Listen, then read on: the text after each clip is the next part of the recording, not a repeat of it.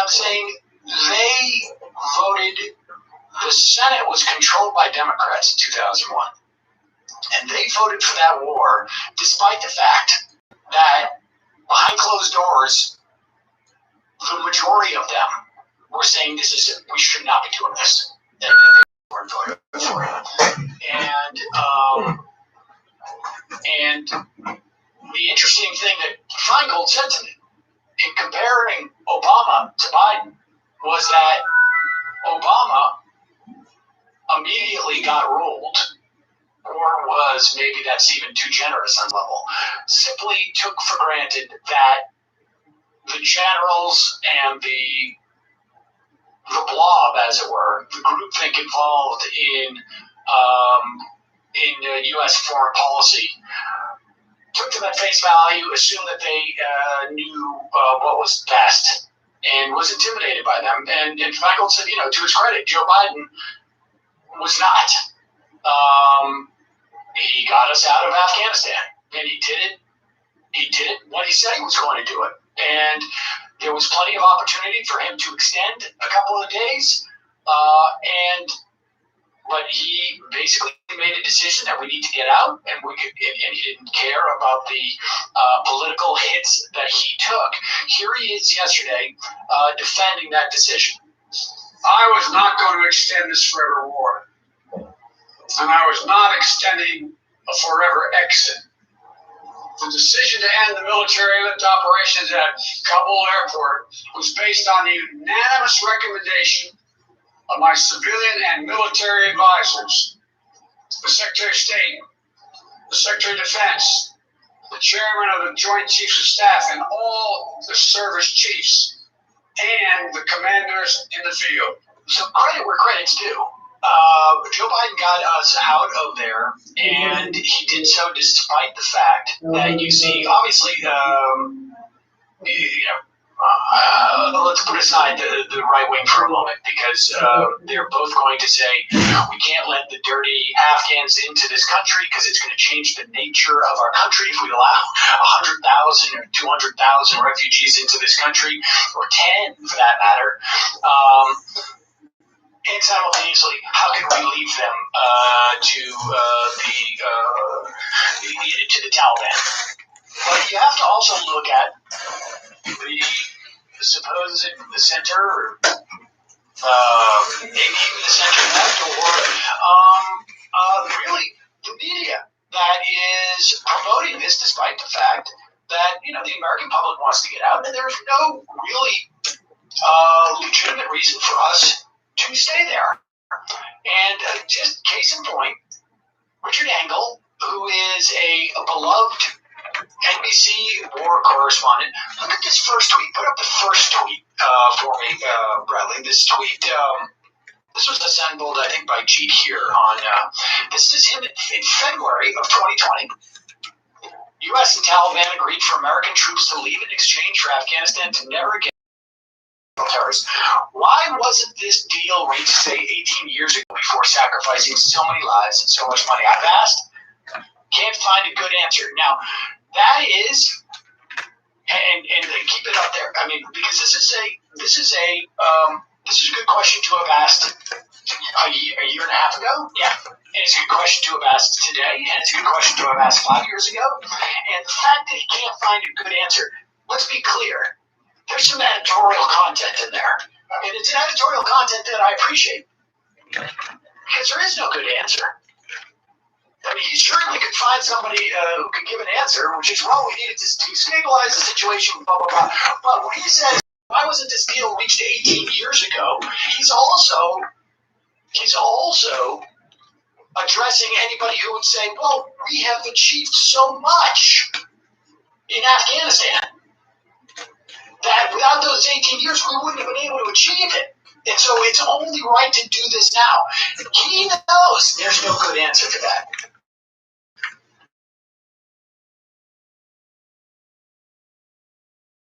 But, there's no doubt from what I thought that the Afghanistan government would give us another 3 weeks, essentially, so that they could pull out and it would fall.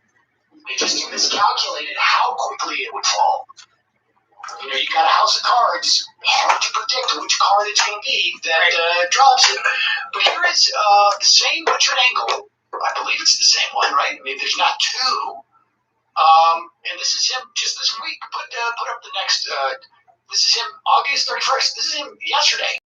Biden saying Afghanistan was yesterday's news and yesterday's terror threat, that he's guided by future threats. How can the Taliban, who still deny bin Laden was responsible for 9/11, controlling a country in the center of Asia, not constitute a current and future threat? I mean, what happened a year and a half ago?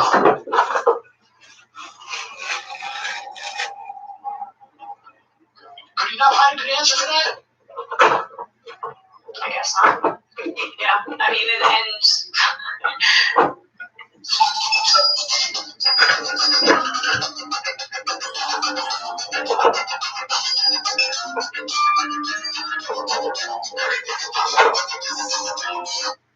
now that the final decision has been reached, we're going to call this a threat. And meanwhile, the Taliban actually worked with the United States to help get Americans out of the country. There's a quote from an aide who spoke to the Washington Post, I believe. The Taliban were absolutely instrumental, says this congressional aide, who helped in protecting U.S. citizens who were trying to evacuate from getting bombed with suicide bombers there, which goes to show that there are not just good and evil actors in this world, and there are not threats, and there are not, to the extent that the national security apparatus wants to portray it, right? There are people who you cut deals with and people who act in their own interests. And it was in the Taliban's interest for us to leave. It was also in our interest for us to leave. It was the right thing to do. And so we worked with them to get this done. And now, And I have no doubt that we offered them money, or we have offered them future aid, or whatever it is, or we have said we will hold off on, bombing you, or we will bomb the ISIS-K, I guess it's called, which is a rival to the Taliban. much smaller. Yes, but nevertheless, this is you saw their ability to disrupt things there, and there's no doubt that we have made this deal with them, which I'm sure is no more or less odious or than any deal that we've made with Saudi Arabia, who has, in many respects, a similarly repressive. The deal we made with them before, when they were the Mujahideen, perhaps that, right? I mean, oh God, it's so morally repugnant that we'd be making a deal with the same people who we gave arms to and made deals before. But that was in order to push forward U.S. military supremacy, because it was an effort to combat the Soviet Union. So yay for that. This, when we are withdrawing from Afghanistan and maybe not expanding our empire to the way that the war reporter, who maybe he's a little invested in wars continuing, to his liking, okay, then that's categorically different. I don't know his position on Reagan's policies in Afghanistan during his time, but I'm making an assumption. Well, and to address, angles to the question, I think, do they represent a threat? Well, it's quite clear that we have some leverage with them. It may be in the form of our Air Force. It may be in the form of our duffel bags of money, but we clearly have some measure of leverage with them. And I would also say that, there's a concept of beat sweeteners that we see with domestic reporters going in and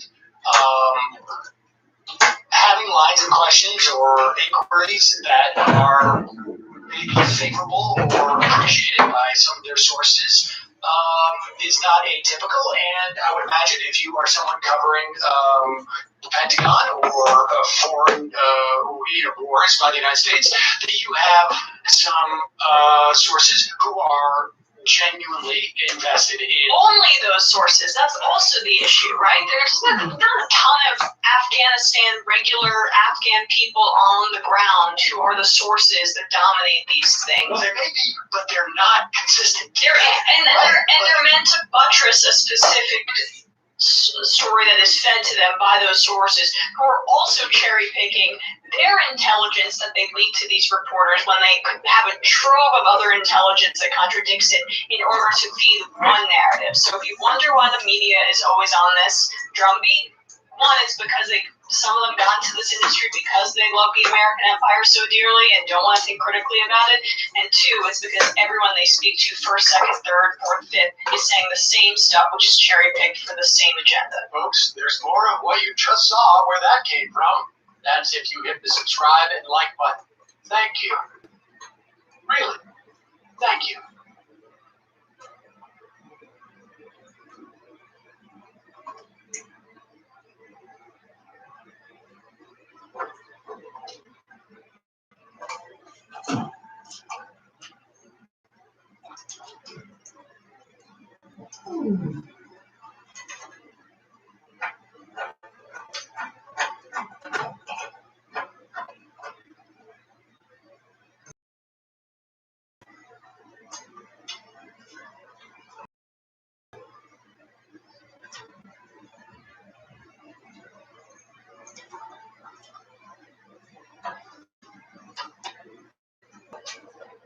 Conhecimento.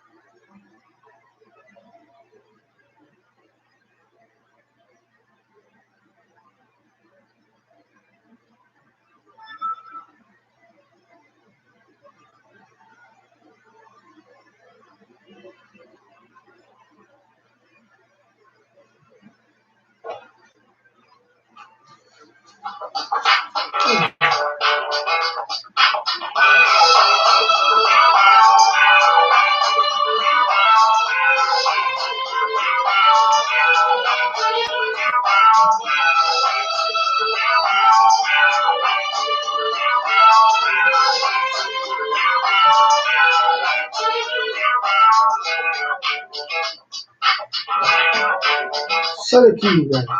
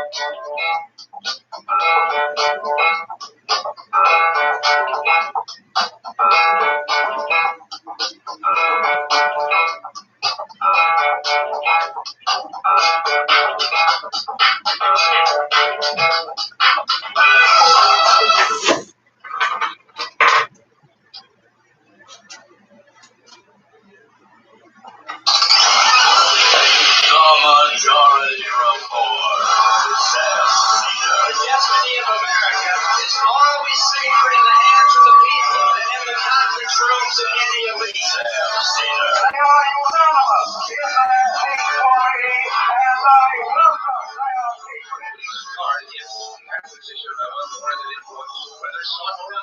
by the military industrial complex. The Majority Report with Sam Cedar. And then there's a big shakers.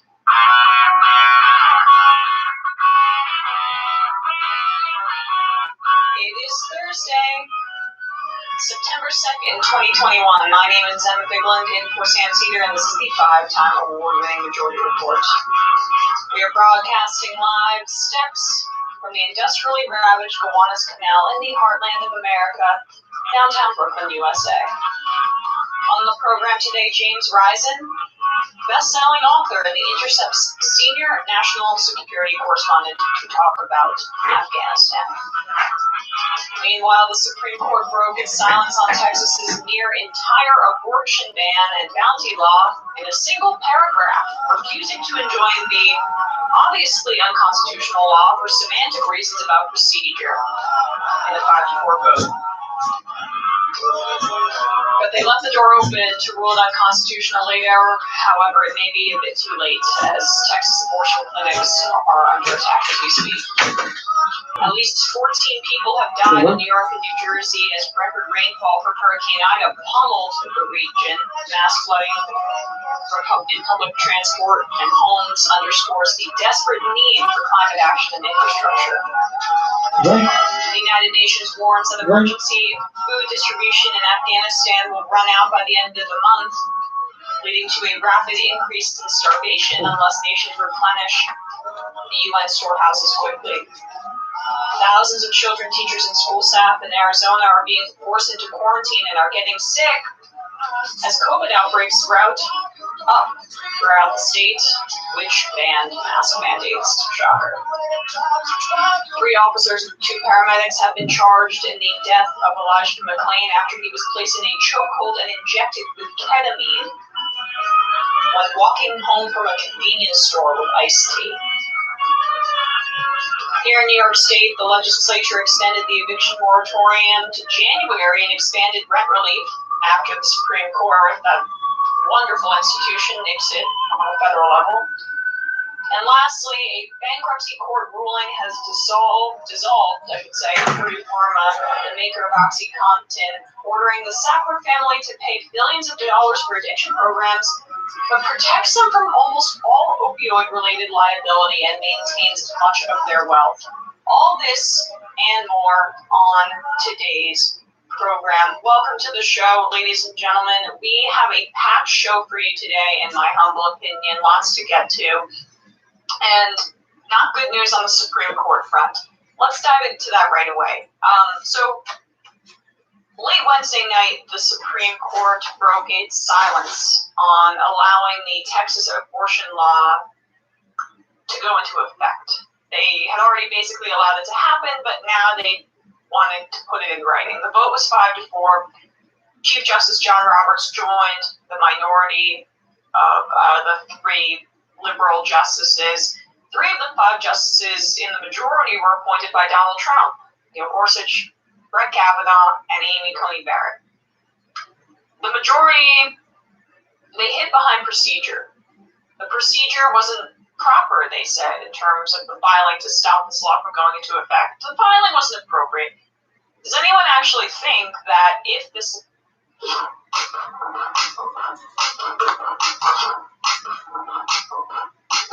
law was threatening capital or was dangerous to moneyed interests in any way, that they would have gotten hung up on procedure? I think not. But this is where they choose to do it, in a nod to anti-abortion activists who have been putting pressure on the apolitical justice, Amy Coney Barrett. So as a reminder about this law, the Texas law bans abortion after 6 weeks, which is essentially a complete abortion ban. 85 to 90% of abortions in Texas happen after those 6 weeks, according to the New York Times. The legal threshold set by Roe is 22 to 24 weeks. So if you're the Supreme Court and you already know that that is the law, and this is what you're choosing to rule on, you know what you're doing. You know what you're doing.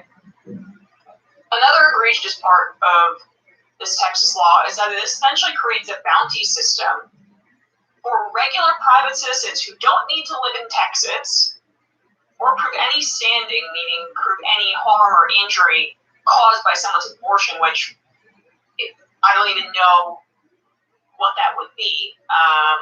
What harm you would be would be caused to you, especially if you think abortion is murder of the fetus. You would think that was the harm being caused to the fetus, but regardless, what it really is designed to do is open the door for right-wing groups who have a lot of money to sue these abortion providers. And they get $10,000 and their legal fees entirely covered under this law in Texas for free if they win. They get their legal fees entirely covered and $10,000. So they're creating an incentive program for people to completely decimate these abortion providers and sue them out of existence. And also just go after doctors. Here's a quote from the New York Times piece on this, which was very extensive. They spoke with Dr. Jessica Rubino. She's a doctor at a clinic in Austin Women's Health Center. And she says, if this was a criminal ban, we'd know what to do, or we'd know what this is and what we can and cannot do. But this ban has civil implications. It requires a lawyer to go to court. It requires lawyers' fees. And then $10,000 if we don't win. What happens if everybody is sued, not just me? My staff is nervous. They've been asking, what about our families? Because yes, you could go after staff at these clinics, nurses, people aiding and abetting an abortion. That's what this insane law states. This insane, obvious law, obviously unconstitutional law, unconstitutional in many ways, including that standing aspect. You can't just sue.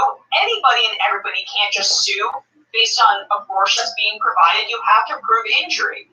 But the Supreme Court decided they didn't feel the need to stop this law from going into effect. And by the way, doctors are required to report every lawsuit filed against them when renewing licenses or applying for hospital admission privileges. So this will hurt doctors in terms of their record. With all of that said, here's Jen Psaki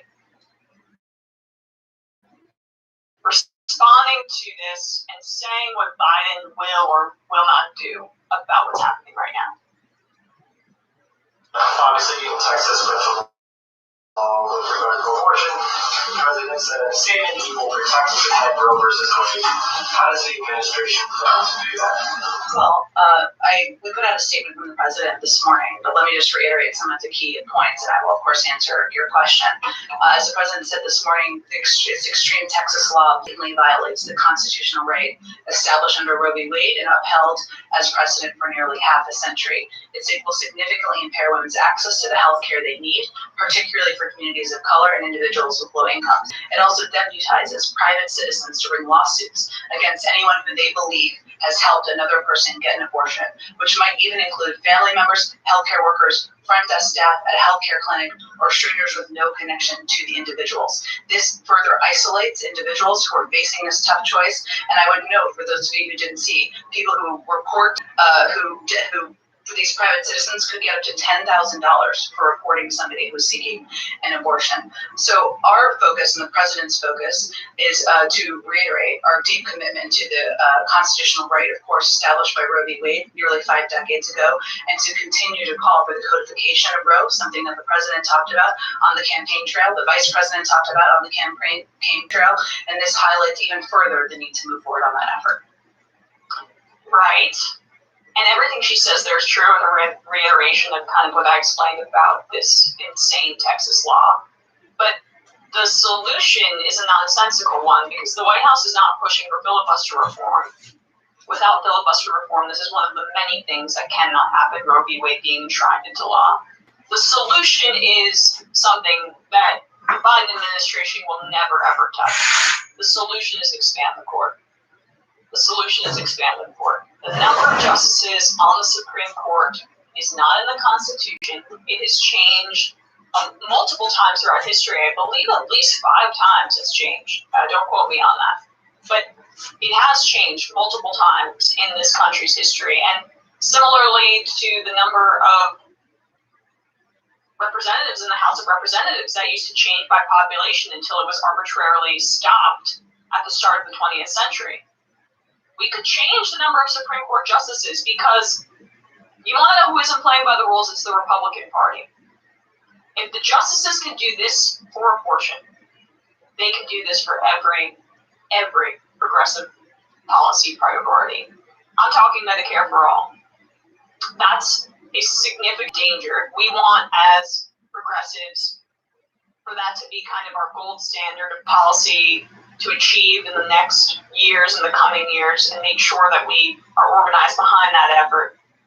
The Supreme Court is an enormous obstacle for that remaining as law, because this isn't going away. I'll read this quote from Sotomayor's dissent to underscore why this is necessary, because this isn't going to change.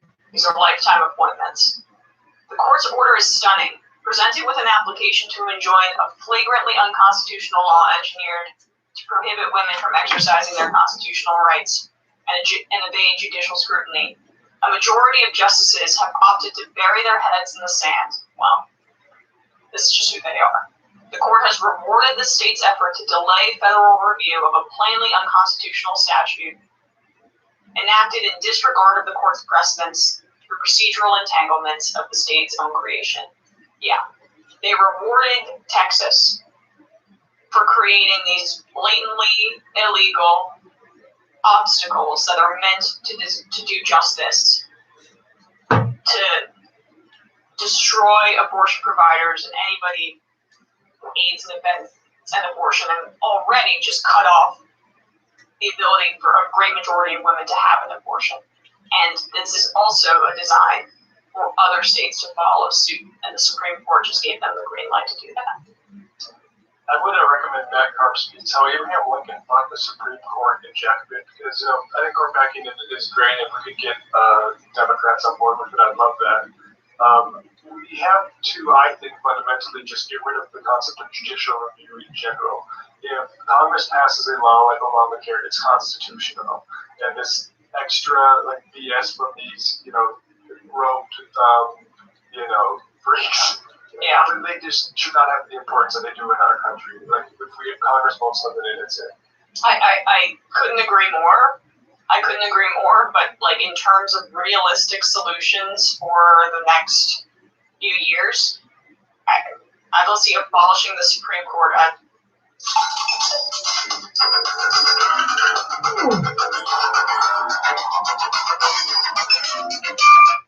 As something that's going to happen, but I agree in terms of the makeup of judicial review and the body in and of itself. So in terms of long term, Matt, I'm on board. But in terms of something that Democrats can adopt, we see Mondaire Jones. He's talking about expanding the court. There's got to be more momentum behind this. Yeah, I hope so. I just think, my problem is, they seem uneven now. Okay, we have some Democrats doing it, but, leadership, and like you said, they're not going to touch just a technical pole. So it's also not really a short term. So then, to bring it back to Jen Psaki, okay, cool. Then talk about filibuster reform. If that's the one, if you are serious about enshrining Roe in law, there is only one path. So get serious about it, or stop opining, because I don't want to hear it. Let's take a quick break, but when we come back, we will be joined by James Bryson. Thank you, Emma. Hey, today's sponsor is BetterHelp Online Counseling. They're giving our audience 10% off their first month when you go to BetterHelp.com/Majority Report. BetterHelp gives you access to your own fully licensed and accredited therapist via phone, chat, or video. Now, sure you're aware if you've attempted to go see a therapist, therapists elsewhere have long wait lists. Sometimes it can take you weeks. Sometimes it can take you months before they can see you. But when you sign up with BetterHelp, they match you with a therapist based on your specific needs, and you'll be communicating with them in less than 24 hours. A lot of people found telemedicine to be very helpful, particularly therapy during COVID. And I suspect there's a lot of folks who are just going to stick with that. I found it much more convenient. Obviously, a lot of stress coming out of a pandemic, a lot of stress during a pandemic, a lot of stress when there's not a pandemic. It's been extremely helpful for me. It's always helpful to speak to someone. And once BetterHelp connects you with a therapist, if you find that it's not a good fit, you can switch to a new one at any time for any reason with no additional charge. They have thousands of licensed therapists from all over the country, so they have therapists with specialties that may not even be available in your area. BetterHelp also tends to be more affordable than therapists that you find through traditional means. You don't have to have insurance to use BetterHelp. And they have financial aid options for those who qualify. BetterHelp is giving everyone in our audience 10% off your first month when you go to betterhelp.com/Majority Report.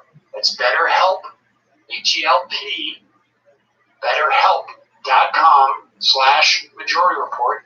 You can find the URL in the description of this video or podcast and check it out.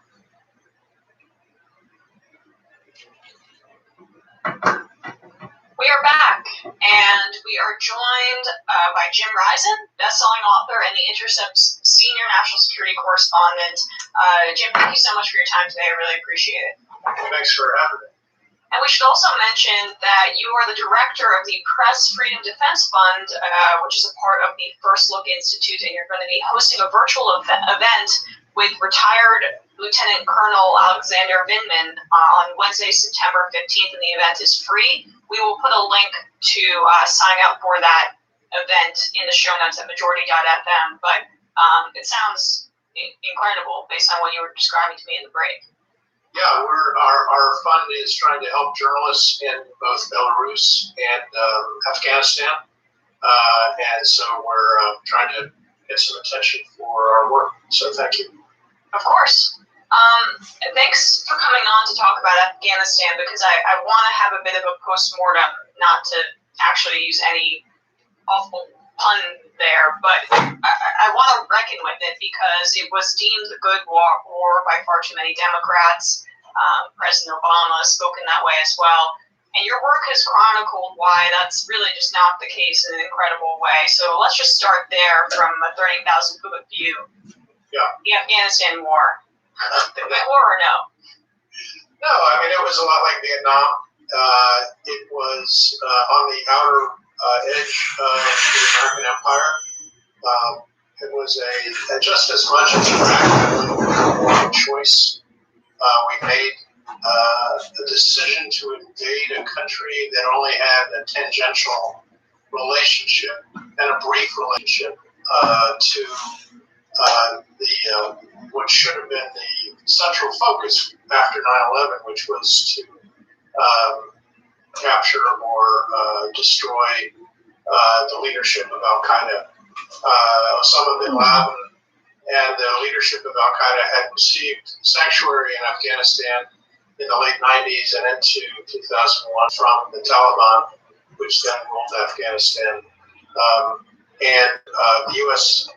The immediate U.S. invasion dispersed Al-Qaeda. Bin Laden fled famously at Tora Bora in December 2001 into Pakistan. After that, the rationale for the American involvement in Afghanistan became very, very vague and fuzzy. We stayed in Afghanistan and basically became embroiled in an Afghan civil war between the Taliban and the Northern Alliance, which was the coalition of minority ethnic fighters from minority ethnic groups who were battling the Taliban, which is based in the Pashtun, which is the largest ethnic group in Afghanistan. And so that was really the story for the next 20 years, was we were in a civil war, somebody else's civil war. And we kept acting like we weren't in a civil war, but we were. And as you know, civil wars are bloody and grim, and this one was no different. We brought high technology, military technology to this war, and we treated it kind of like a beta test bed. The same way Hitler used the Spanish Civil War as a test bed for modern military technology. That's an awful comparison to make, but I think it's apt. We turned Afghanistan into our plaything for the military. Right. Which included a torture regime, which you spoke about, and you brought up. One of the first things we did was the CIA created torture chambers in Afghanistan. First, we partnered with warlords, Afghan warlords, who had switched sides many times, including, I mentioned in the story, Abdul Rashid Dostum, who was an Uzbek general who had fought for the Soviets, fought against the Soviets, fought against the Taliban, fought for the Taliban. He had been on every side possible. And he worked briefly with American Special Forces. And at the same time, he was capturing thousands of Taliban troops and then stuffing them in metal containers and suffocating them and burying their bodies in mass graves. All while he was on the CIA payroll and working with U.S. Special Forces. The Bush administration and later the Obama administration didn't want to investigate it. And instead, he became a hero in the movie 12 Strong, which came out a couple of years ago. And so it just is part of the long string of lies about Afghanistan. We wanted to make it into some heroic thing, as you said, Obama called it the good war. And it was really a sad commentary about American politics more than anything else. Can you expand a little bit more on the CIA's role throughout Afghanistan? Because, of course, we often when we hear about the CIA or we get what the CIA wants to hear, it's leaked to some intelligence reporter strategically, but we don't hear a ton about the role in Afghanistan and even the role in the withdrawal and the narrative surrounding the withdrawal. So could we talk a little bit about that? Yeah, sure. I think Afghanistan, in a kind of a weird way, transformed the CIA as much as the CIA transformed Afghanistan. Prior to the War on Terror, the CIA was, in the 90s, primarily an intelligence gathering organization.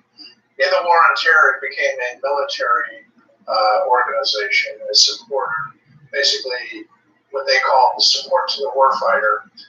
It became a killing machine, targeted killing, and that first started in Afghanistan with the drugs. They ran the drug program for the most part, especially in the early days in Afghanistan. And at the same time, they were targeting basically villages from drones. They were also setting up torture chambers, and they used Afghanistan as a platform for torture for the entire War on Terror. It was one of the first places that they had secret prisons to bring people to from all over the world and torture them. And they did that at the same time they launched the Predator drone program and later the Reaper drone program. And they were primarily using, especially in the early days, very kind of basic targeting information based on cell phones. And they would target Afghans, Taliban people based on their cell phone numbers. And often they would fire a Hellfire missile from a Predator or from an order an airstrike from a U.S. Aircraft that would hit a wedding or some other gathering where the cell phone number they targeted happened to be. And then they would constantly deny that they had killed any civilians. And so it was very difficult for the press to ever hold them to account. But the Afghan villagers knew what was going on. And then they also set up something that had been in disuse since the Vietnam War, which the CIA calls Ground Branch, which is a special forces supplementary organization, which is CIA officers who work directly with Delta Force and other special forces on the ground. And they often conducted what called night raids in Afghanistan and Iraq, where they would burst into someone's home and then shoot everybody in the house or capture them and take them off to some prison for interrogation. Those night raids, and coupled with drone strikes, were enormous factors in the resentment among Afghans to the U.S. involvement in Afghanistan. Right. And obviously, I would imagine that led to significant radicalization among groups that would probably not have a favorable view of the United States. I'm borrowing from Iraq here, but we were not greeted as liberators as we're droning weddings and knocking down people's doors in the middle of the night. Right. I think the fundamental problem we had was we allied ourselves with a minority group, the Tajiks and a few other northern ethnic groups who were part of the Northern Alliance, the group that we went into Afghanistan with. The Pashtun were part, as I said earlier, of the Taliban were part of the Pashtun. Pashtun has over 40% of the population of Afghanistan. The Tajiks, who are our most reliable partners, were just about a quarter of the population. And so the government that we set up was heavily slanted towards the Tajiks, especially in the early days. They held most of the powerful ministries in the early days. And the Pashtun, were brought in, but they were kind of never felt, I don't believe, that they were really in charge. And so the Taliban played on that. It looked to a lot of Pashtun like it was a northern government against the southern-based Pashtun plurality of the country. So I guess let's go back a little bit to the Bush administration and talk about their pretty much brazen ignorance about some of the ethnic gradations and the dynamics on the ground, including the installation of Hamid Karzai, which led to rampant corruption, including a heroin trade. Right. So, one of the interesting things, the Taliban have rightly been accused of benefiting from the drug trade, but so did the U.S.-backed government. And in fact, the Hamid Karzai, who was the first president of Afghanistan, who the United States installed early on, largely because they thought, since he was Pashtun, that would be a nice sop to the Pashtun community, although he was from a pretty minor tribe and he wasn't considered a major Pashtun leader. But when he came in, one of the things he did was install his younger half-brother, Ahmed Wali Karzai, to be essentially the viceroy of southern Afghanistan. His official title, I believe, was Deputy Governor of Kandahar Province, but that didn't explain who he really was and what his power was.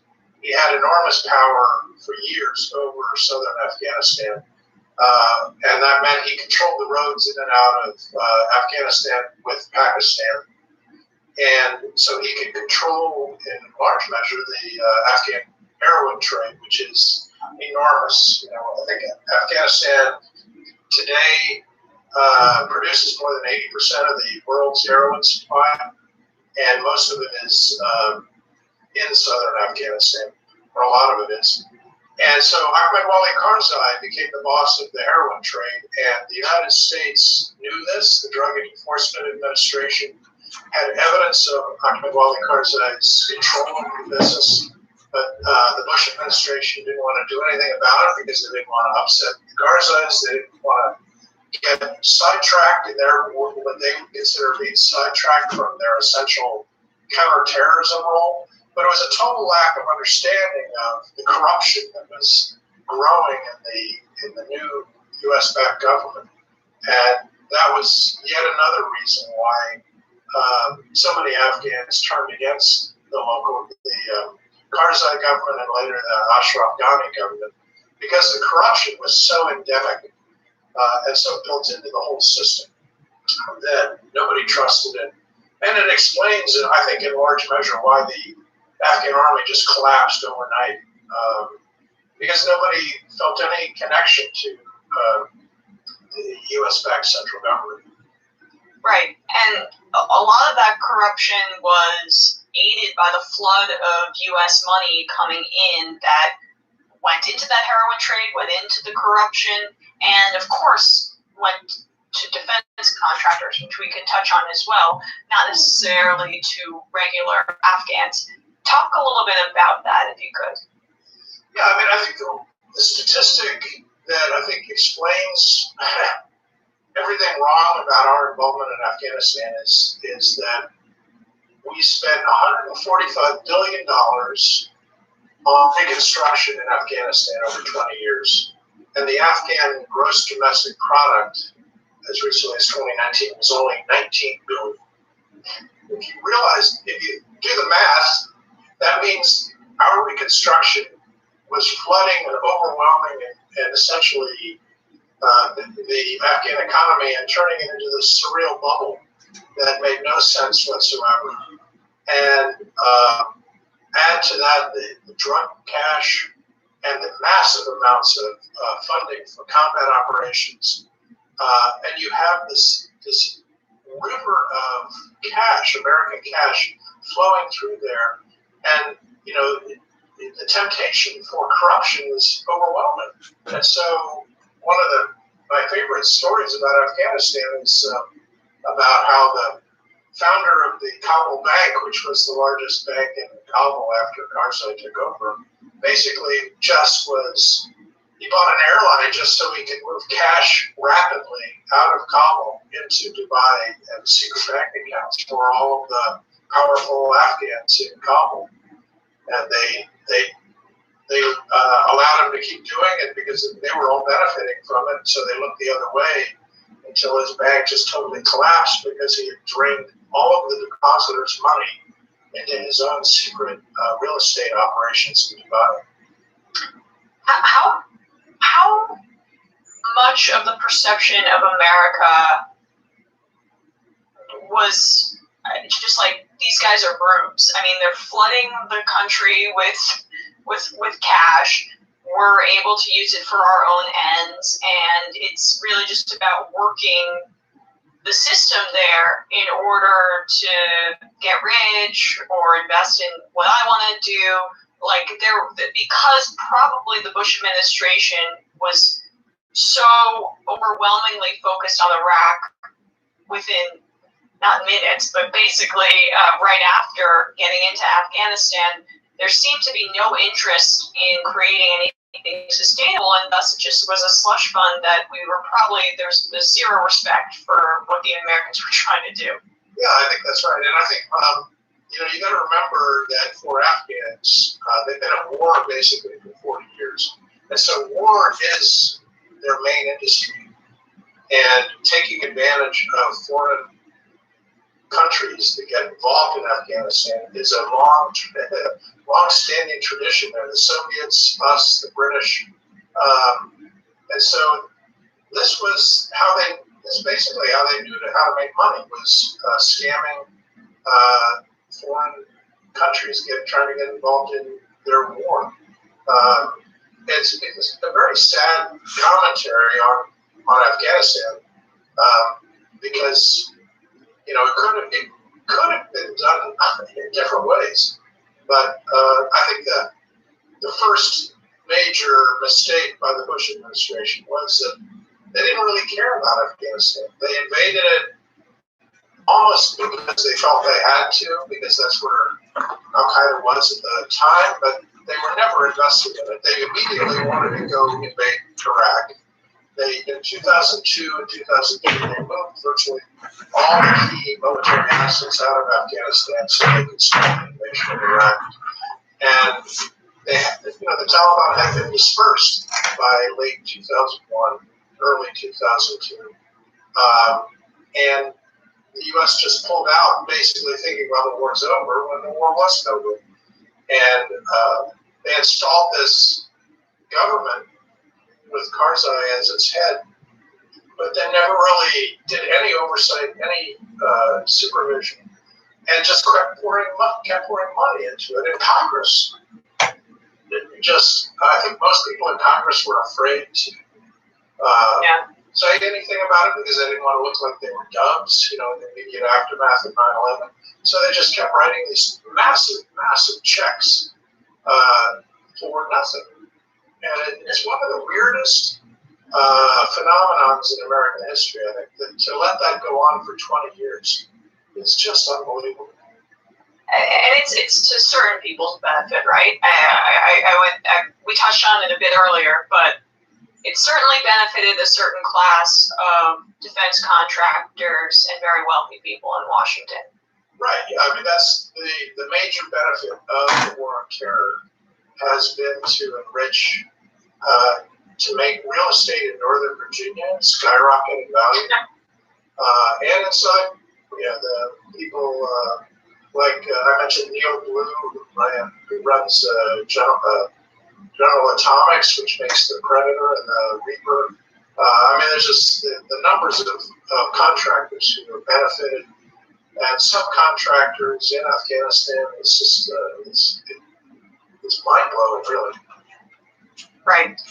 Let's move to the Obama administration a bit, because of his decision to surge in Afghanistan while Biden was advising against it has been in the news because of Biden's decision to complete the withdrawal of Afghanistan. What is your view on that surge and what it did to our continued involvement in the war in Afghanistan? Well, I think it's probably the most cynical decision of the entire war because, as you said, Obama tried to call this the good war. And why was he calling it the good war? Well, because in the 2008 presidential campaign, he was he was emphasizing it for Iraq. And he won the Democratic primary, at least in part because he was more anti-Iraq war than Hillary Clinton. But during the general election, he knew he had to cover his right flank and not look like a dove. And so I think he made a very calculated decision to start saying that to criticize the Bush administration for not devoting enough resources to the Afghan war while diverting resources into Iraq. And so he promised that he would increase the scale of U.S. involvement in Afghanistan if he became president. And I think when he got into the White House in 2009, he didn't really have a strategy for what he wanted to do in Afghanistan, but he had made a political promise during the campaign to increase U.S. involvement. So he did, and he increased troop levels to 100,000, far higher than they'd ever been in Afghanistan before. And there was no real strategy for what they were going to do there. They just sent a lot of Marines and soldiers into southern Afghanistan, the Helmand province, which is the heart of the Taliban and the heart of the drug business. And they got involved in a lot of very inconclusive firefights and lost a lot of Americans. There were more American deaths during the surge than at any other time during the war. And one of the problems was, the Taliban had a sanctuary in Pakistan that they could retreat to whenever they wanted to avoid a U.S. invasion like this. And so it was very inconclusive, and Obama essentially gave up on it after a couple of years and then began to draw down U.S. troops. And it was really pointless. And I really believe, I don't know if Obama would ever admit this, that the only reason he ever did it was because he had promised it on the campaign trail. Isn't it interesting that he also promised to close Guantanamo Bay, which he made some effort, but what campaign promises are very easy to fulfill, and which ones are not as easy to fulfill? Right. Yeah. I mean, I think Obama, I believe, spent his entire presidency on national security matters just frightened of right-wing attacks. He never got over the fear of Republicans outflanking him on the right and claiming that he was too dovish. So I think his entire presidency on national security was really a continuation of the Bush administration in many ways. And he focused, he was more liberal on domestic policies, but his national security policies were really very Republican. Right. And so then, of course, we maintain our presence in Afghanistan. The slush fund continues. Talk a little bit more about how things looked during the Obama administration and even into the Trump era, where we just were in this holding pattern of propping up this corrupt government with our money and with our resources and not necessarily having an exit strategy in any meaningful way. Yeah, I mean, one of the weird things that happened, they had to have a new president after Karzai. And so they had this long process of trying to find a successor to Karzai.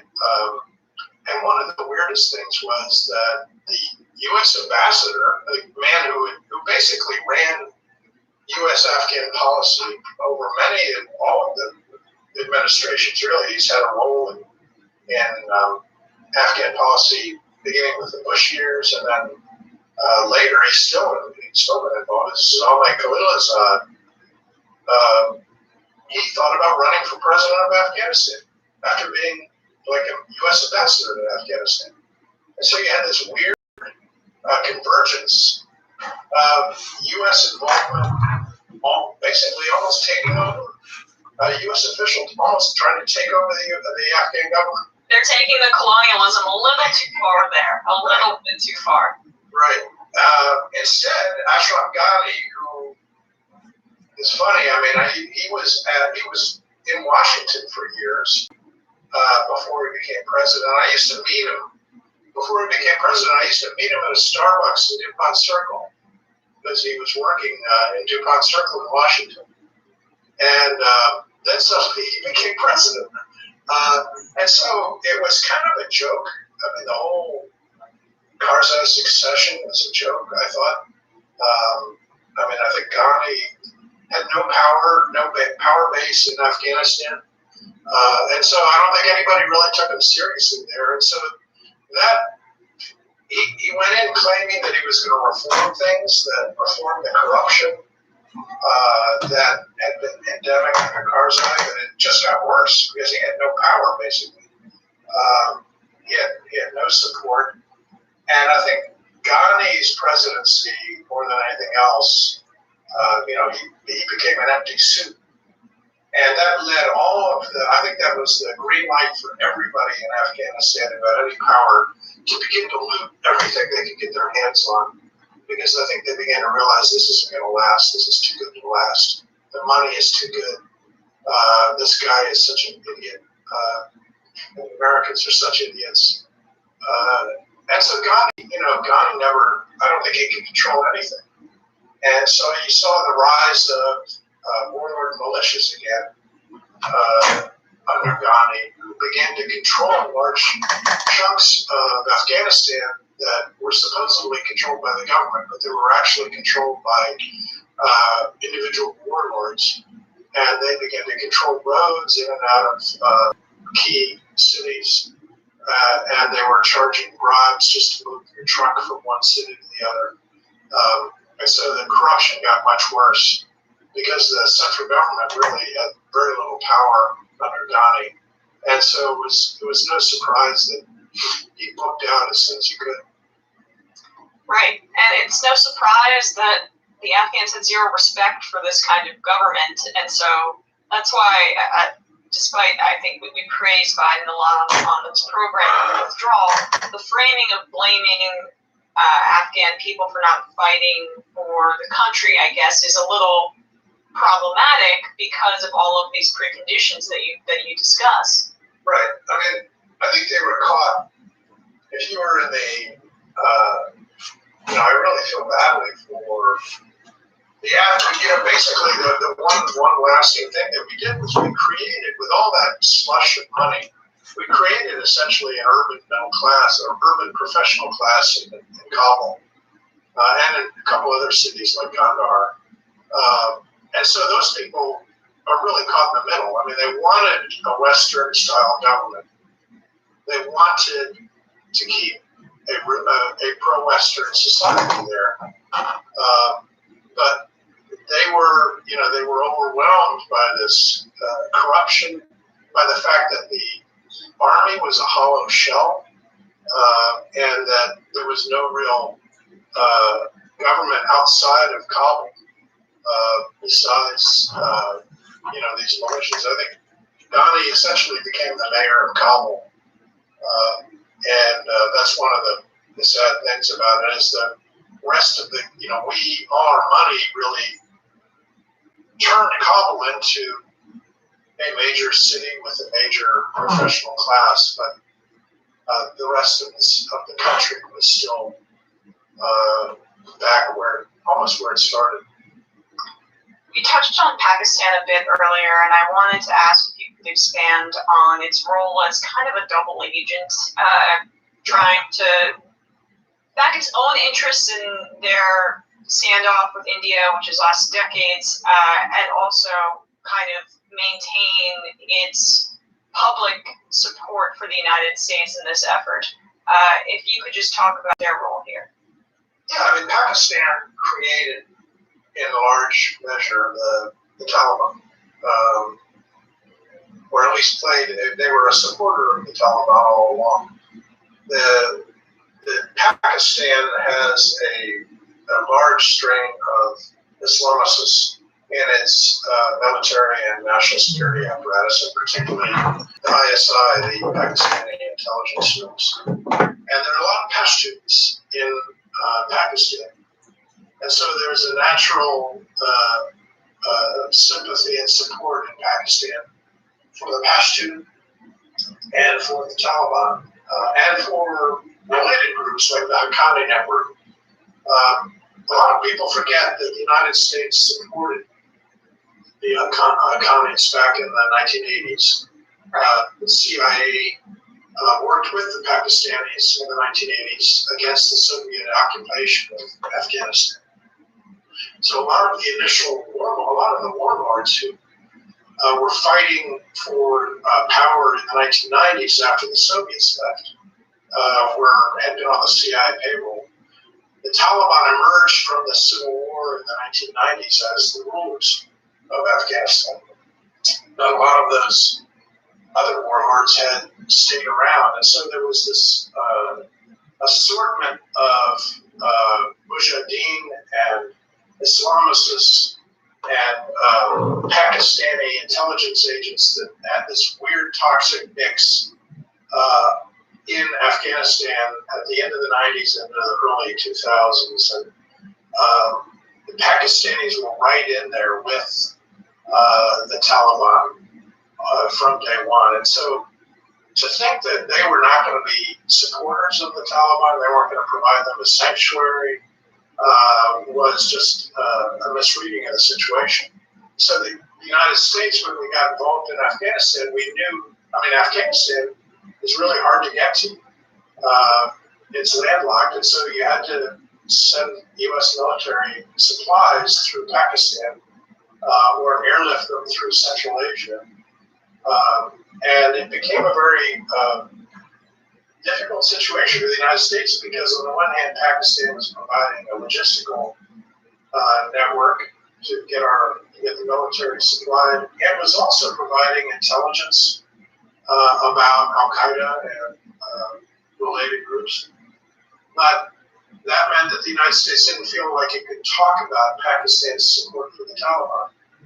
And when the war changed from its initial focus on killing or capturing bin Laden and Al-Qaeda leaders, and into a more direct role in the Afghan Civil War between the Taliban and the Northern Alliance, then I think we kind of lost the thread with the Pakistanis because they were supporting the Taliban and the Connies, and yet they were also letting our supplies go through their country. So it was a very weird situation that was unsustainable. And ultimately, after the raid on Abbottabad against bin Laden, they began to choke down on our supply lines, and we had to send a lot more U.S. military supplies through Russia by trains and then into Central Asia, which had its own political problems. So the idea that this was something that we could keep doing forever just never made any sense. And lastly, I am struck by how the events at the Kabul airport really just crystallized so much of the war in Afghanistan, because of course ISIS-K, suicide bomber, the United States retaliates and kills at least 10 civilians, including many children in that total. And then you have someone like H.R. McMaster coming on television saying, well, we don't necessarily know if ISIS-K was working with the Taliban. A little bit of a Iraq war thrown in there, but also just everything you described, this complete misunderstanding of factions. What was your response in seeing how things unfolded and some of the events that I just described?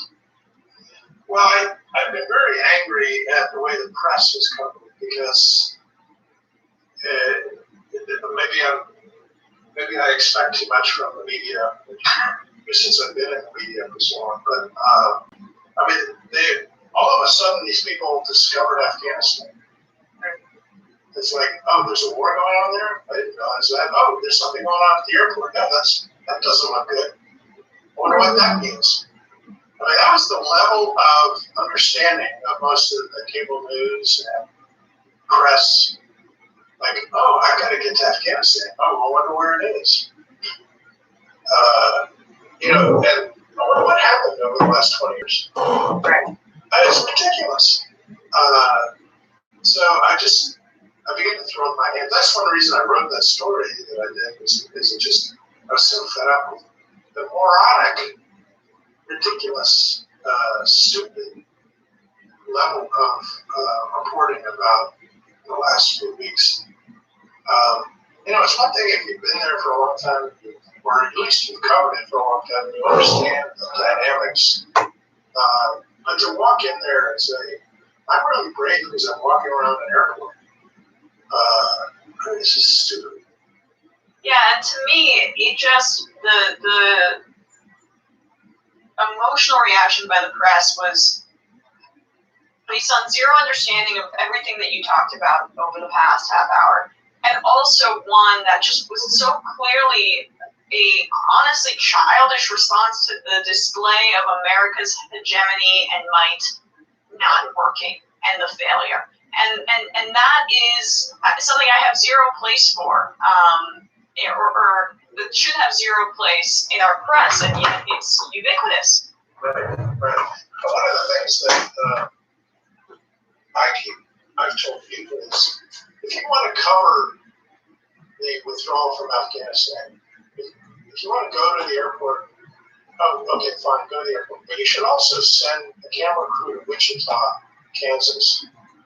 Go to a McDonald's or someplace else. Go to a high school and talk to the boys who are not going to have to go to Afghanistan because Joe Biden pulled the troops out.